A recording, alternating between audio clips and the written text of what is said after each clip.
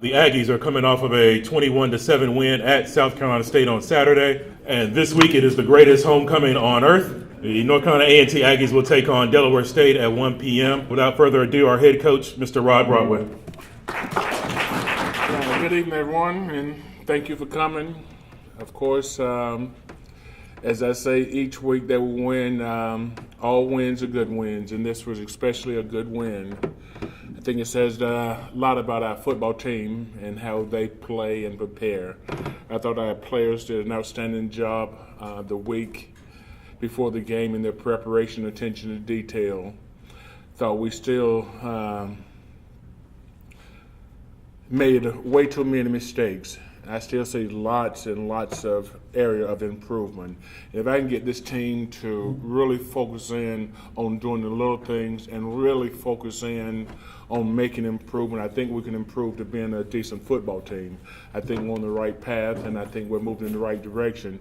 It's just a matter of now of staying focused and moving in the right direction, paying attention to detail, and doing the little things right. And of course, the main thing is staying healthy. But I was extremely proud of our players, the way they played last week, and I thought our coaching staff did an outstanding job of getting the guys prepared this week. So now we're moving ahead to Delaware State, and hopefully we can get a plan together and give our guys an opportunity to play well this weekend.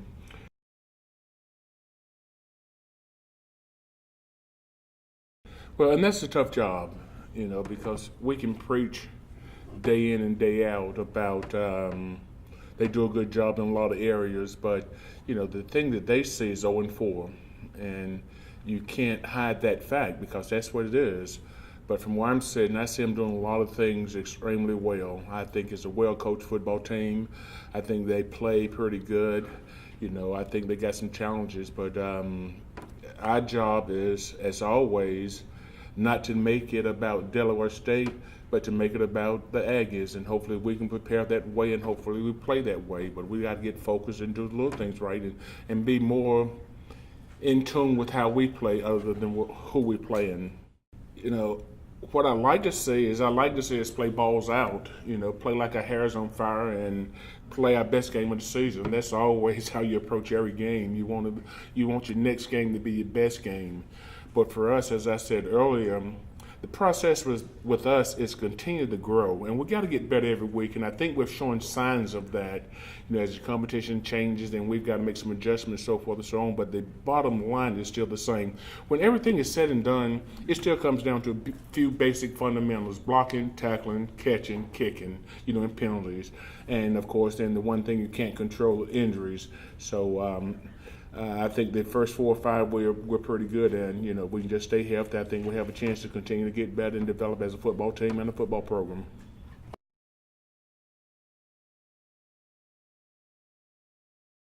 Well, our eyes, we've got to read and trust our keys. A lot of times our eyes are getting us in trouble in some certain plays. And then, of course, we had some situation where we didn't judge the ball very well this weekend. Of course, we had some missed tackles. We had some missed assignments. We had some alignment issues. So there's a lot of things that, as you go through the tape, you see that there's a lot of areas of improvement.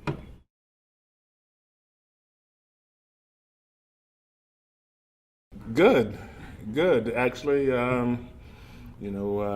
we just won't worry about one right now. So, as I always say, we don't look too far behind us. We try to focus on what's ahead of us, and we got Delaware State staring us in the face, so we need to prepare for them. We'll enjoy a win for a little bit, then it's time to move on. Then it's past time to move on towards Delaware State because South Carolina State is way behind us now. But let me give South Carolina State some credit too, because that's a good football team. They really are. They, they could be sitting here 3-1.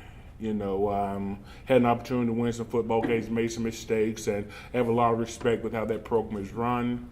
I have a lot of respect for Coach Pugh and the job that he's done down there, and the way their kids play. I mean, if you guys were there, that was a dogfight, and there's some legs pass out there, and guys was flying.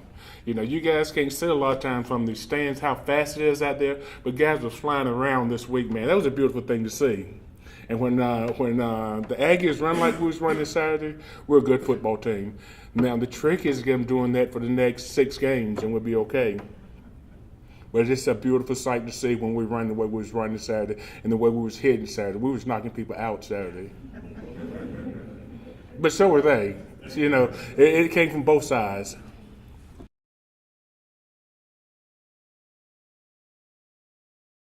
I thought Mac did a good job. That's usually been one of the problems we've had with our center when we go against those, 350-pound guys. But I thought Mac hung in there and fought. But let me say this. I think our offensive line now, they battled Saturday.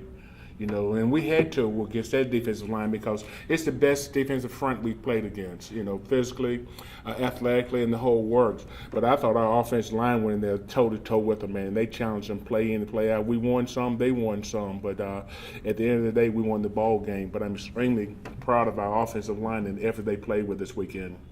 The way we build our program, we build it from the front back. So we start with defensive line, offensive line, and we work from there.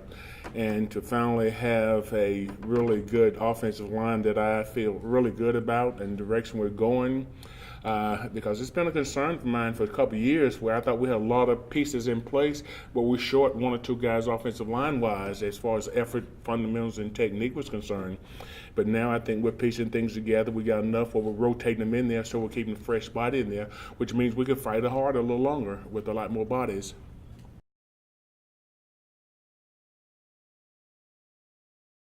Well, I just pulled out my book from last year and the year before and the year before. And, every year we have the same discussion on how to handle homecoming and how to get our guys focused on preparing and also enjoying homecoming because, it's a slippery slope in a lot of ways in that you want the guys to enjoy what everyone else is enjoying, but you also want to prepare and focus in on what we need to do as far as the football team is concerned, which is preparation, focus in, and paying attention to the little things that we need to get done this week. But it's always tricky in the sense that you want the guys to enjoy themselves, but you also want them to focus in on the football part of it. Actually, we don't have any. We'll cut back on Thursday. But Sunday, Monday, Tuesday, Wednesday, let the guys enjoy what the regular students are enjoying and let them be a part of it and enjoy the week, man, and just get ready to play. there's different layers of fun now. You better ask somebody ain't coaching. They love it. But for me, it was it's a working day for me, and one of the requirements when I took this job is they only had one thing they asked me to do was win homecoming. So we got to go to work this week, because that was one of the stipulations that hadn't won a whole lot of homecomings, and that's one of the things they wanted to do. So we're going to try to win one.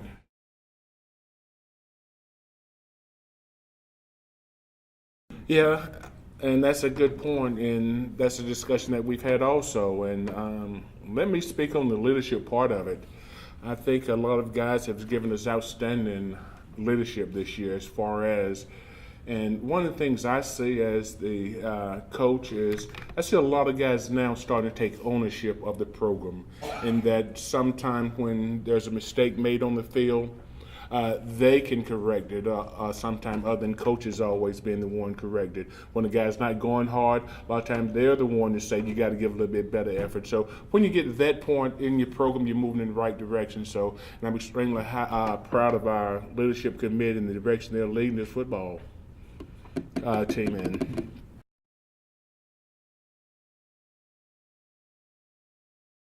Well, no, we're 5-0, so we finished the way we need to finish.